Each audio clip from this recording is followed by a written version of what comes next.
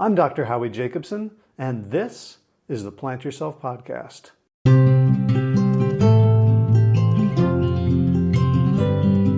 Each week, I bring you a conversation with someone who's making a positive difference in the world.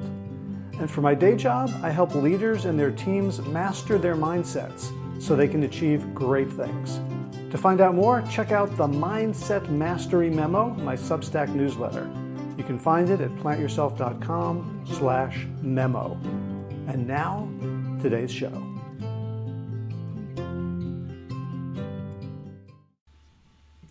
Stephen Baxter, welcome to the Plant Yourself Podcast. Thank you, Howie. It's good to be with you.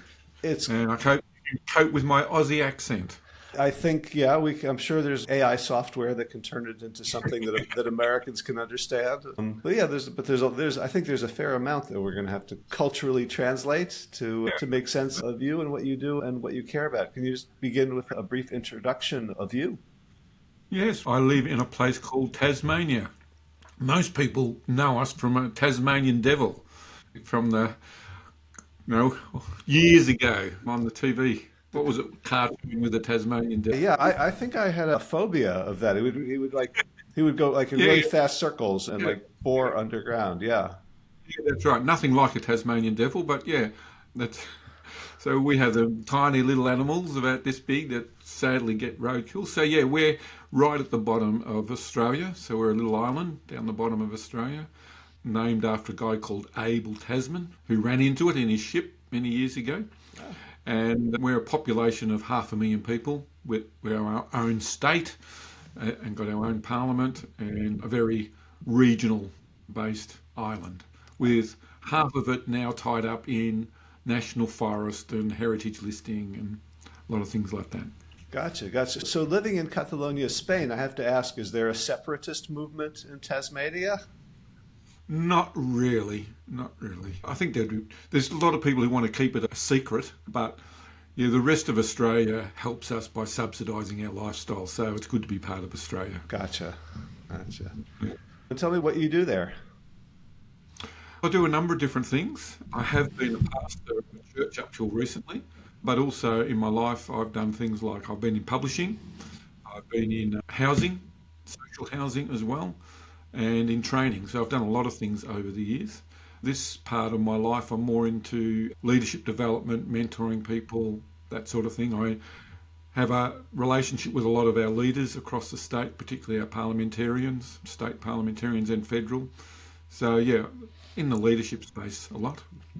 Yeah, so that's one of the things that I wanted to explore with you, because it's a self-contained state, it's an island, the 500,000 people. And I think it's often hard to draw a direct line between leadership and quality of life and quality. And I think in some ways you do that, right? You convene an annual event in which the leaders come, the opposition leaders, and I think I'd love to hear from you as leaders develop and as leadership is seen as an important human skill, like how that translates into reality and not just abstraction.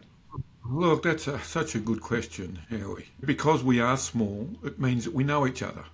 And I was speaking with one of our parliamentary leaders this afternoon. She said, you can't scratch your bum without someone else knowing what's going on.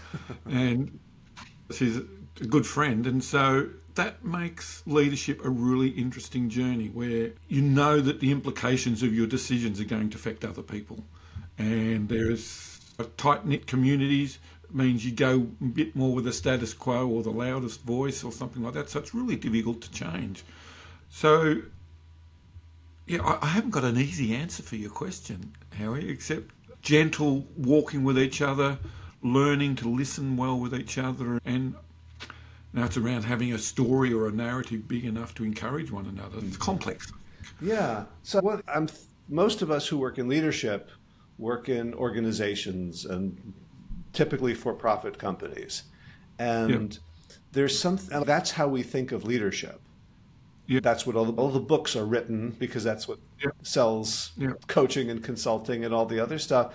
And yet, when I step back, I look at organizations, at for-profit companies, and they're dictatorships, Yeah. right? Yeah. They're not democracies. They're not healthy. If someone doesn't agree with Yeah. the leader, they're at some level they're going to be kicked out. Yeah. Yeah. Look, it's good observation. I've worked in not-for-profits most of my life, and the interesting thing, and so let's say a church situation, which I explained before. Let's say a church situation, people come voluntarily. You haven't got to pay at the end of the day that says come along. They come along because they've got a narrative, they've got a story that they want to be part of, a journey that they're on. And yeah, it's a very different form of leadership than when you've got a bit of a stick, as you're saying, or a pay packet to encourage people to change. I think it's a very different form of leadership where relationship narrative is a really important part of it. In fact, sometimes it's the only thing you've got. Yeah, so that's what I'd love to explore with you because, like in the United States right now, there is Yeah, this. I'll be as kind as I can. There is a sense that there has been a sense that government is broken and what it needs is businessmen, yeah, yeah, right? And we're yeah, seeing how that's going now, and we're yeah, seeing the limits of the transferability of that model. And I feel like the way we talk about leadership and that it's the assumption is that it's going to be Steve Jobs or a CEO or even a military general are seen as the avatars of leadership. Like in the nonprofit world and in the civic world, you mentioned story, journey, mm, invitations. What do you yeah, see as the qualities of leadership that are truly important on a human level? yeah. Obviously, relatability is important. Now, the irony, isn't it, of what's happening in America to some extent, and let's name it. I can name it from here, Tassie, miles away from the rest of the world. Now, Trump is a businessman and works transactionally and as a boss, and yet was able to carry a narrative that he was somehow arguing for the working man and got voted in on the basis of that, which seems an irony from that distance. But he did find a way to capture a narrative that enough people believed in and voted for him, whether they liked what he's doing now. So I think the narrative thing worked. I don't think it's necessarily it's a sad one in some ways, but it does reinforce what I'm suggesting. I see it as a narrative of grievance and exclusion. Yes, I think that's true, but it comes from that. But it was also the MAGA Make America Great Again is an aspirational thing as well. So that's not just, it's building off grievance and disappointment and frustration, but it was a positive thing to try and call people to in some sense. Whether you're getting that or not, it's another. Whether that's what's happening is another question. So I think linked with that, we're a bit scared of charismatic leaders a little bit, particularly post Second World War and what Hitler did with Germany. That big charismatic leader that can tell a story and draw people together. We want to be wary of it, and yet we're attracted to it at the same time. So it's a we just got to learn how to do it well, and we need good leaders who can do it well. Yeah. Is it partly a matter of scale? Like when you look at leaders that you work with, is it more likely that a charismatic leader at a community level or a small nonprofit will be more aligned or more sensitive to the greater good than someone who's ruling a state of millions of people that they'll never meet? Yeah, it's a good question. I'm not sure I know the answer to that one, Howie. Now, I think of my son who played Australian rules football, who had a coach who he didn't have the best team, but he won the grand final because he knew how to tell a narrative and get those 14-year-old boys working together in a football team to win a grand final. So, that there are people like that at a grassroots level in our community that hold our communities together that are really critical, I think. How that translates into a two-party preferred system like you got in America and we have in Australia with charismatic leaders, it's a hard one, isn't it? Because it gets more complex. And I think that's what you're suggesting. Yeah, I think I'm suggesting that the models of leadership that householders see are not necessarily the best ones. Yeah. And so I think one of the reasons I'm reaching out to you is to explore the leadership models that aren't bestsellers. Yeah. Yeah, I agree because we we need people who are humble enough to listen to other points of view, who are not don't have to be an A type gung ho person to run an organisation. The way I've been thinking about it and exploring it, Howie, is the difference between a leader who has a group of followers and a leader who has a group of peers. So a leader who leads leaders as opposed to a leader who leads followers.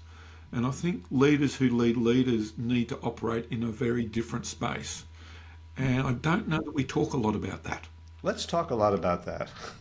Yeah, yeah. Now, one scenario is if you're a leader of followers, everyone's behind you, and that's the John Maxwell quote.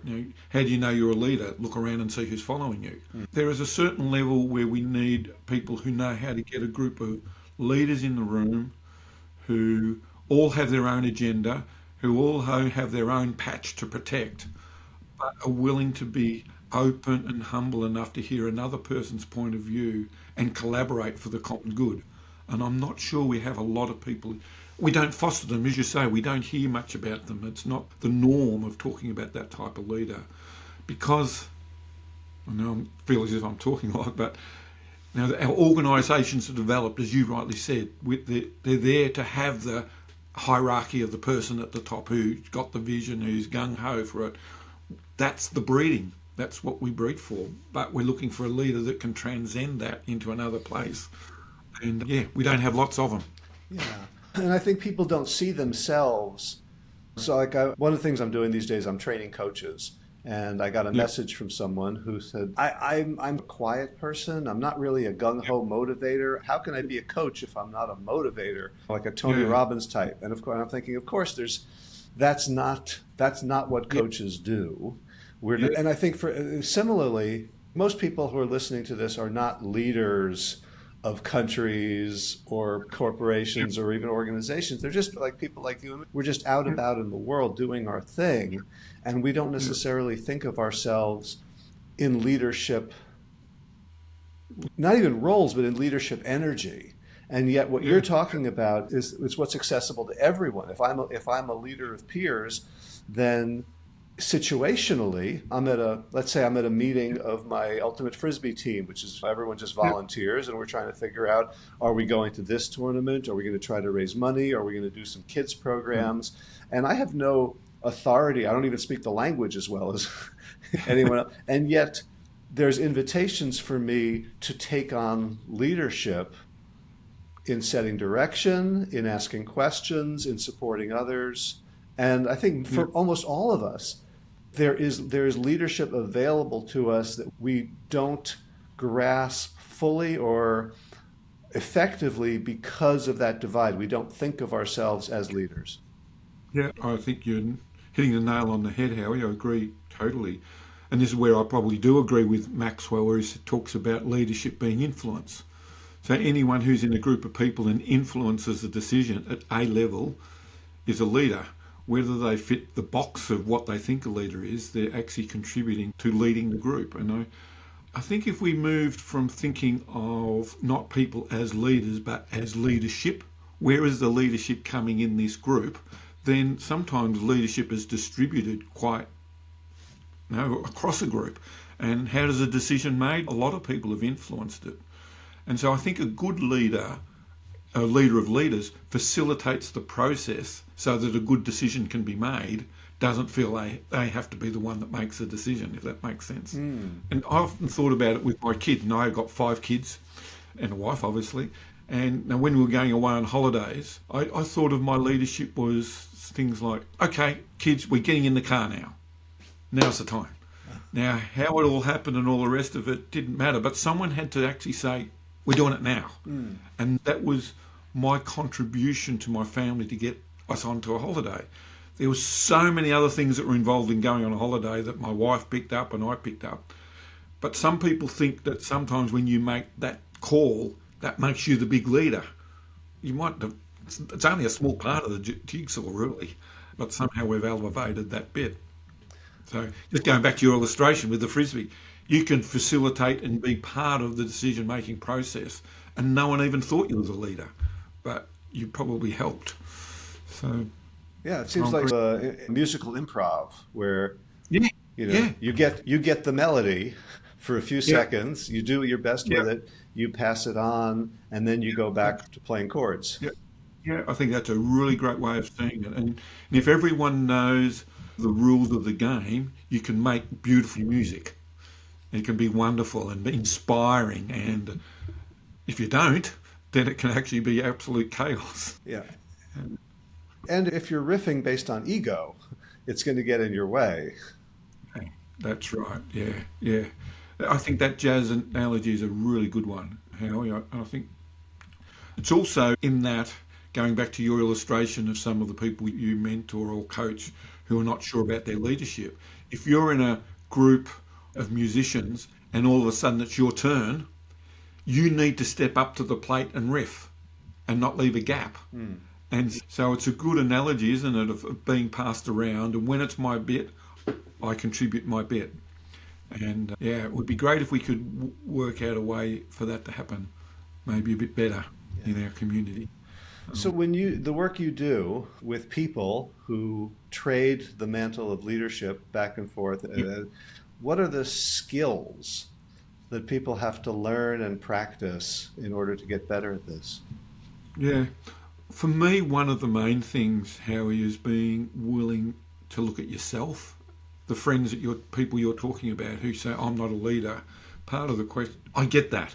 I remember for so many years I would say, I'm a good 2IC, I don't want to be a leader. And I had to come to the point in myself of saying, okay, I am a leader because I have influence. And so there was an inner mindset that I've had to go through in this journey. And I think part of that, and you would find it in your coaching, is just helping people to think of it whatever way, as a jazz band, whatever, I've got a contribution to make. So I think part of my journey walking alongside others is helping them to embrace that. An example would be a person I was talking to probably about 5 weeks ago now. They said to me that they are a good 2IC. A And good that's what? the way. 2IC, second in command. Oh, okay. I didn't 2I, know. 2IC. yeah, 2IC. Yeah. Good number two, not good number one, but he's really good at backing up and helping another person. And I said to him, I looked him in the eye and I said, rubbish. That's very strange. That's not true. I don't agree with you. And explained to him what I saw him doing, how good he is at doing different things, and said, I'm really going to challenge you on that. And the reason I can is because I've said it for too long as well. And I encourage you to see yourself as a leader. He came back to me after that and said, can you mentor me? Because you were right and I need to step up. And I think part of it is encouraging people. It's our mindset, I think, is a big one. So that's one change. The other change is for people who are in leadership, as you were saying, who are in a hierarchy, who enjoy the ego, the prestige, maybe getting to a point in their life and their age where they realise, I can't keep doing this way, and helping them transition into a new form of leadership, which is really about letting others rise up in leadership and not having to be the kingpin all the time. I guess it has to do with intention, right? Like if the goal, of leadership, again, in these business books, is you become adored or feared or acclaimed in some way, and your company's stock price goes up. And I don't know many people who, after they leave, the company maintains the legacy that they brought in. Famously, Alan Mulally at Ford turned the place around. There's many case studies of his leadership, which I think is brilliant and exactly what you're talking about, and humble and evocative in many ways. And yet when he left, everything went back to the way it was. So it's the question, if the goal truly is we, not me, right, then I think you'd make different decisions and, again, empower the people around you to a much greater extent so that you become, when you stop playing your riff, the music continues. That's right. And I think that's part of the work that I want to do, and I'm guessing some of yours too, Howie, is finding ways to do that, because obviously we're struggling with that at the moment. And I think that's endemic in a whole lot of places. that we haven't really passed on that level of leader. And it seems to me, my read of history, it's something that every generation needs to learn and be passed on to. It's not something, we're talking about wisdom, aren't we, rather than knowledge. We're talking about humility rather than hubris. And that's my journey in that, is that's learnt the hard way. You can't learn that the easy way. You've got to have a few knocks along the way. And I think to some extent Steve Jobs is a good example. Now he had to be kicked out of his company and come back again for his real brilliance to shine. It's not to say it wasn't there in the first place. Yeah, there's a journey in that. And I think it needs people like you and I in the conversation. I think that's part of it.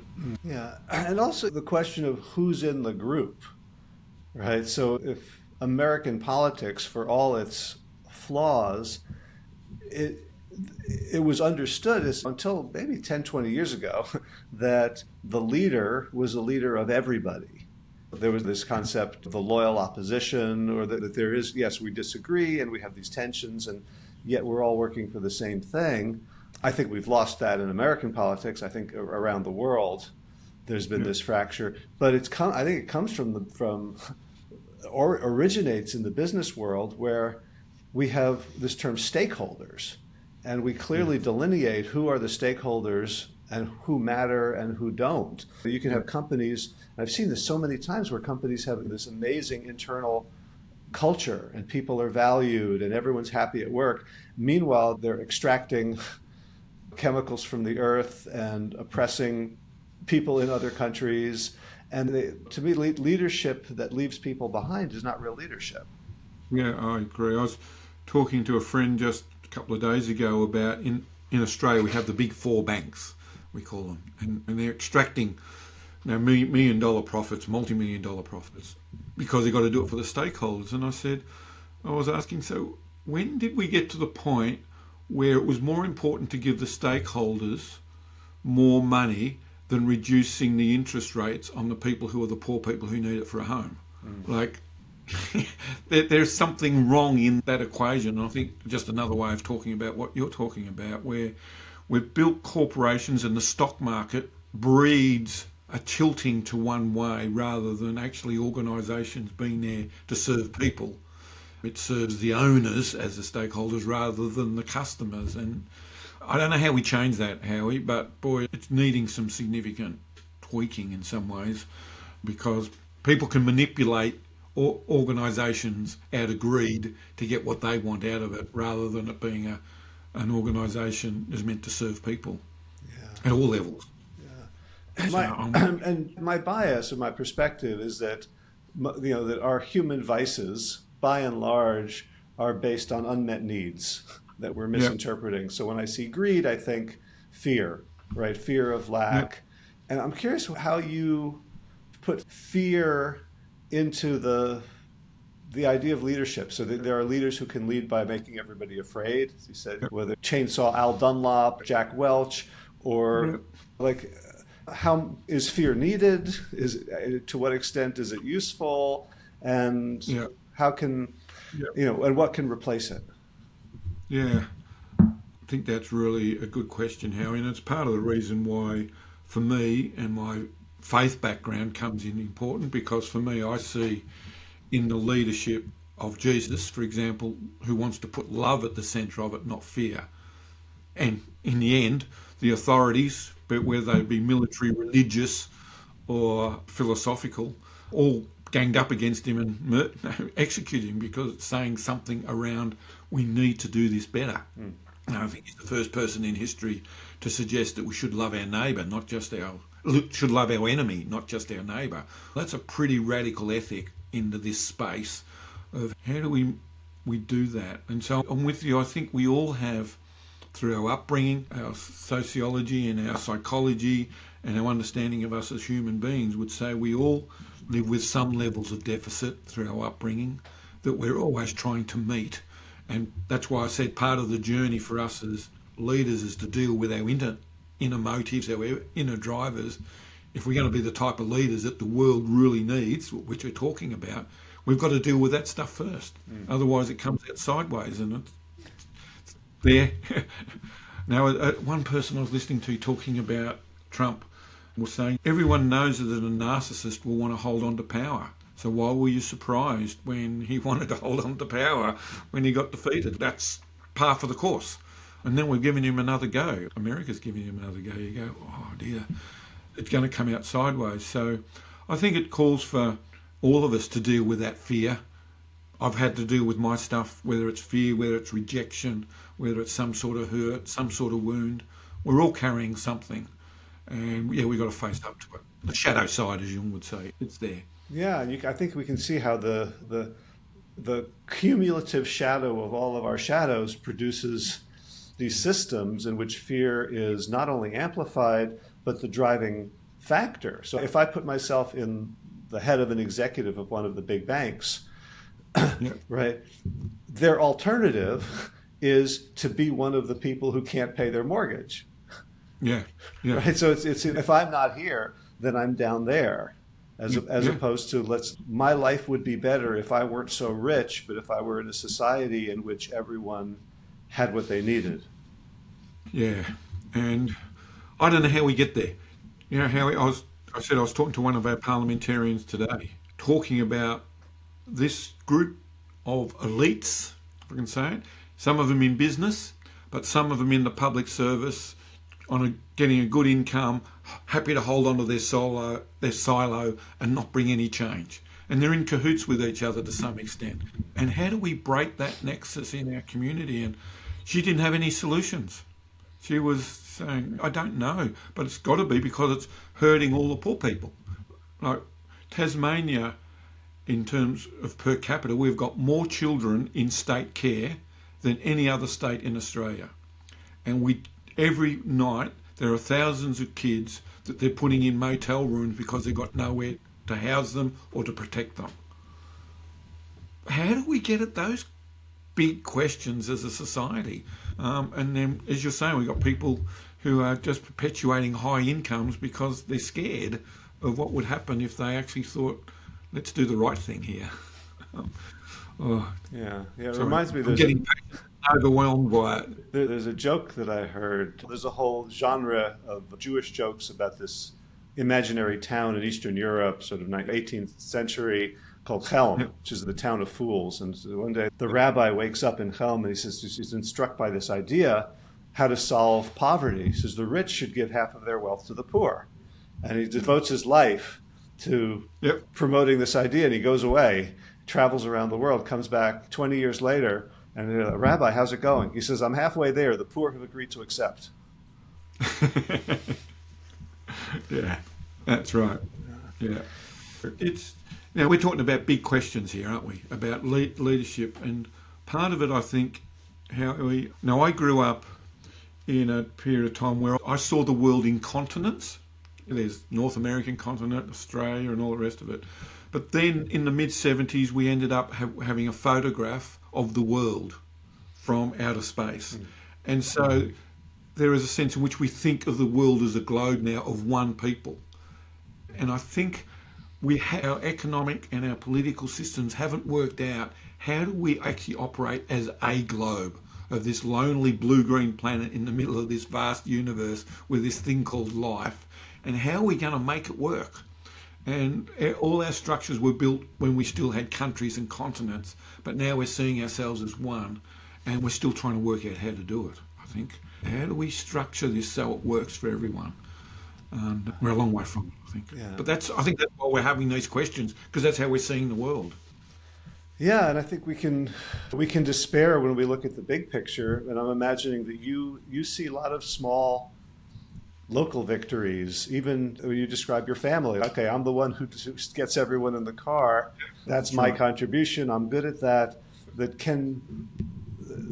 I was reading a book on parenting, 25 years too late, but it talks about being responsible to your children and not for your children, which struck me very powerfully. I think if leadership gets taught, okay, so I'm thinking of this book I read 35 years ago by a student of Freud's, Wilhelm Reich, who wrote The Mass Psychology of Fascism. And he was an Austrian writing during the rise of Hitler, and basically after he escaped, came to America, he said that the rise of Hitler was inevitable because the same dynamic of patriarchal dominance was in every single family, right? Yeah. Repression of female sexuality, like everything. Yeah. So can we begin to make change on the individual level, the family level, the local community level? Yeah. I think you've hit it on the head. Is that it's got to come from the grassroots up, from rather than from the head down, coming down. Although maybe we need to start at both ends. Mm.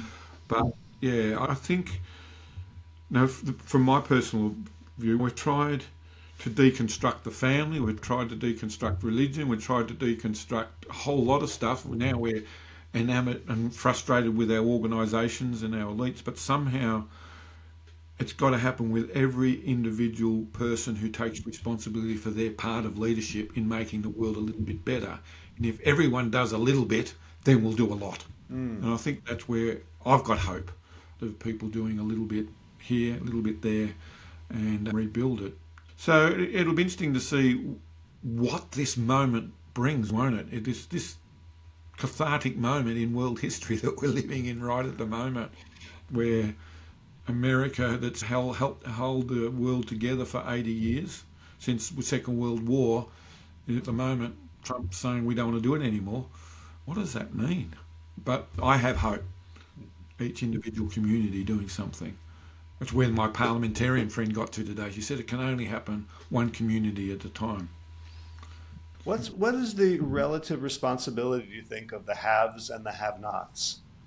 Is the problems that affect some people more than others, from marginalized, historically disadvantaged communities, the onus is often on them to solve it, as opposed to the people who are benefiting from it. How do you see distribution of power in imbalanced power dynamics? Yeah. I go by the biblical maxim, to those who have been given much is required. I think the more you have, the more responsibility you have to do something with it. In some ways, that's Bill and Melinda Gates have tried to do something with their money in philanthropic sort of activity. And to be honest, America's better at that than Australia is. Australia doesn't have a philanthropic sort of attitude like America does. So I really do think those for whom have a lot, they have a responsibility to do something for the good of all. It's part of the reason I think I'm talking with you. I've had a good life. I want to keep contributing back into it and try and help find some solutions to some of these big questions as we go through this massive change that we're going through. A mega crisis, as some people have called it, but it's happening at so many different levels at the same time, and calling people to a better level of leadership. So I think, what was it someone said? Now, we keep complaining about the elites. He said, but we've always had elites. Go back to Roman times. There's always been elites. So the question is not, let's not get rid of the elites. Let's just ask the elites to do it a lot better. I thought that was a really helpful way of looking at it. Just call them to do it better. It's not about them. It's about their families. It's about the communities. It's not about them. So we've got to keep the mantra going. Yeah. Although when I hear that, I also think about your countryman, Tyson Yunkaporta.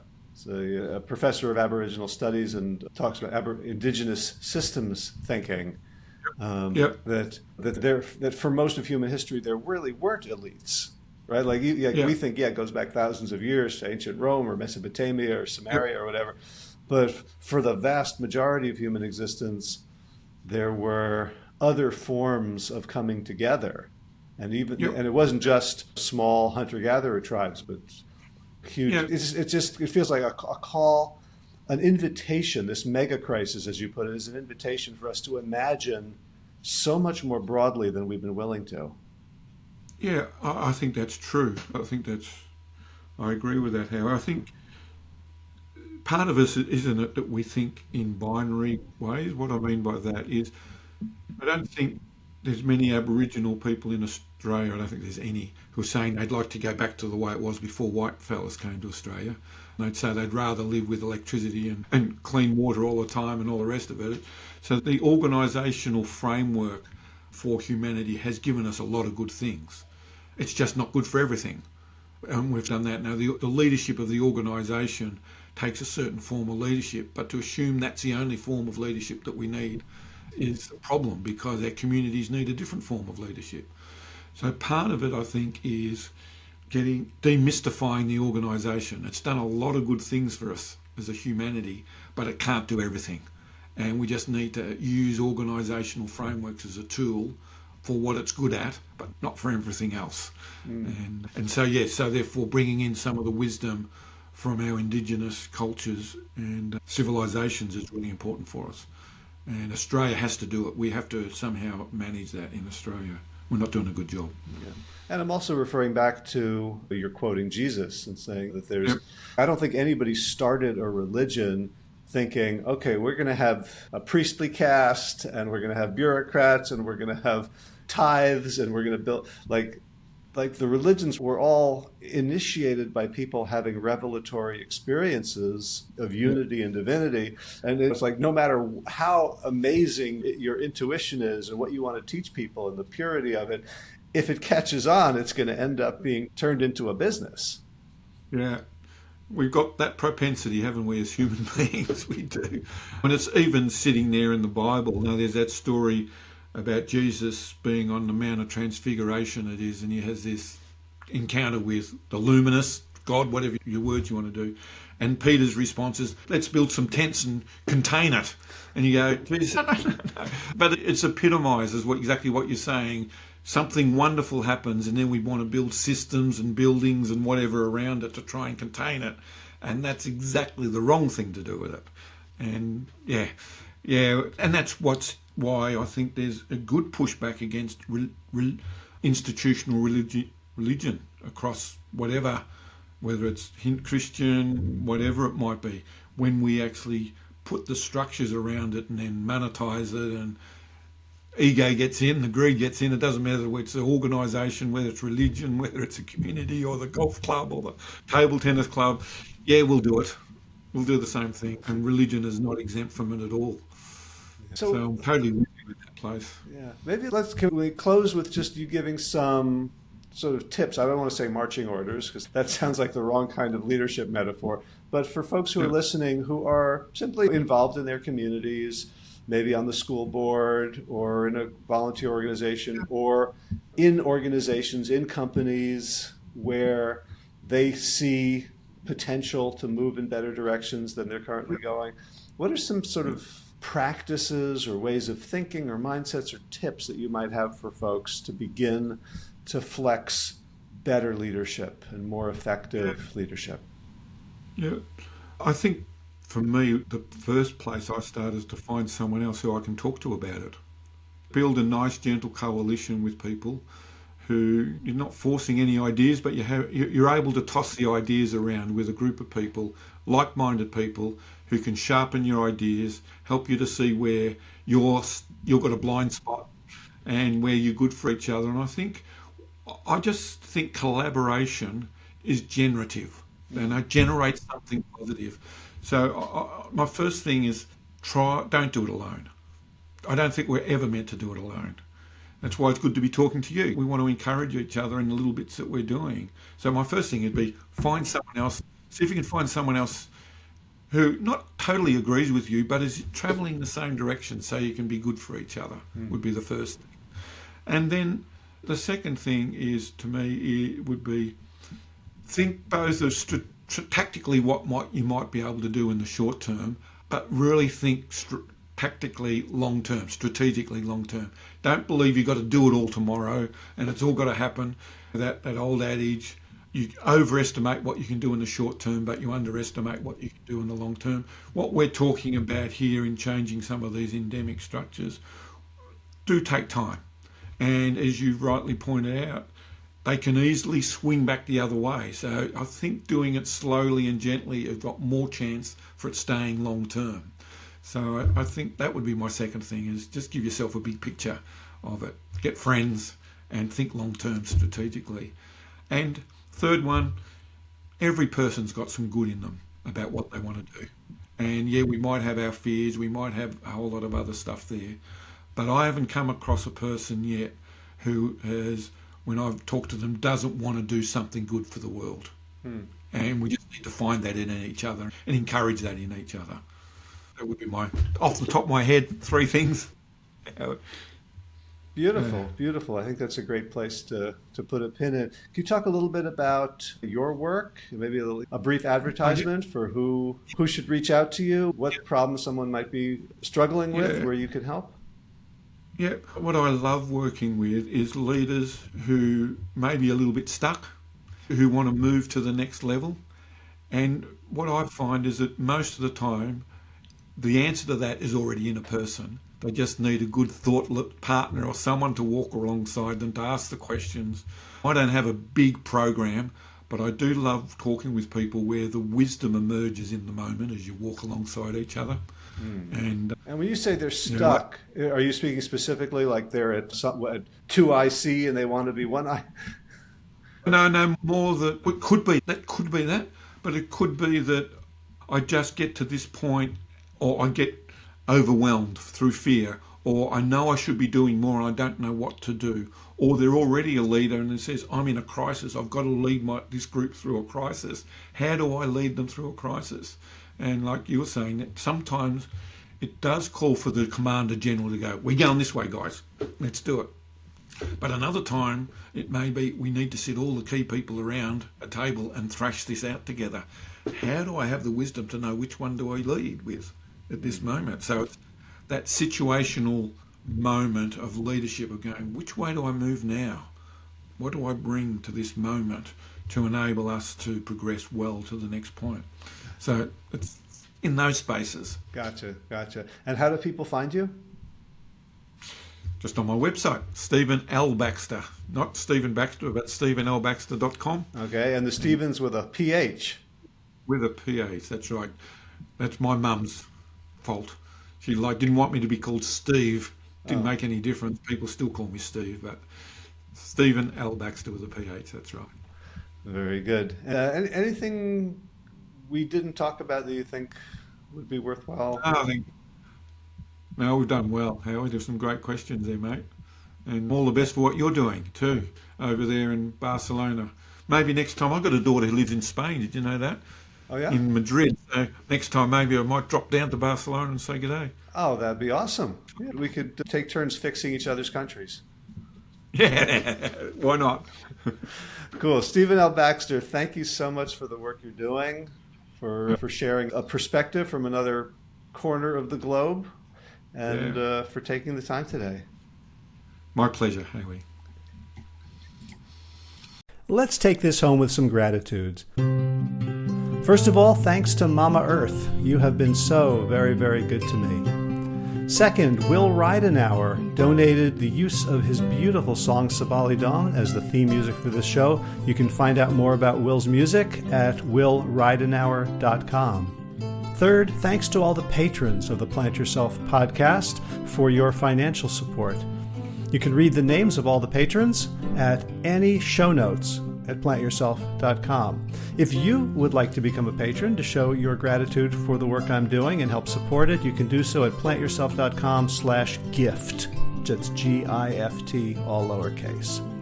And finally, I want to thank you, the listener, for making all of this possible, for giving me a reason to reach out to people, to have conversations, to edit, produce, publicize. All the stuff that I do is for you, so that we can continue to have conversations and continue to ripple out healing and transformation into the world.